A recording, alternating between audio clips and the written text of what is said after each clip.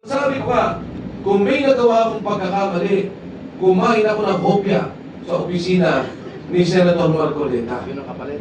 Yun ang kapalit. Kinain yung Pero yung hopya ni Marcoleta, hindi naman sa may-ari.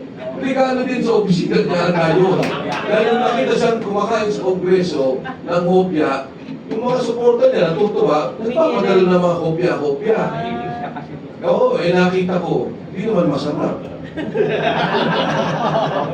Okay, like it. Sabi ho nung tinanong ako, sabi niya, wala ho ba kayong hinihinging pabor ngayon na senador na si Marcoleta? Sabi ko ho, kahit na nagkakapi kami o kumain kami sa labas, hindi bumubunot si Senator Marcoleta. Ako pa rin na nagbabayad ng kapi namin dalawa. Siya na nga ang senador. Ako pa rin ang kaya. Ganyan ang klase na nangyayari sa atin ngayon. Ang sabi nga nung una, silent martial law.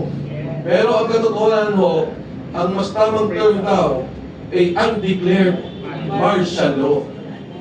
Kaya ho kayo na nandito ngayon, yung mga vloggers, damay na rin kayong lahat. Alam yan, binaril na kayo ng NBI. Yes, sir.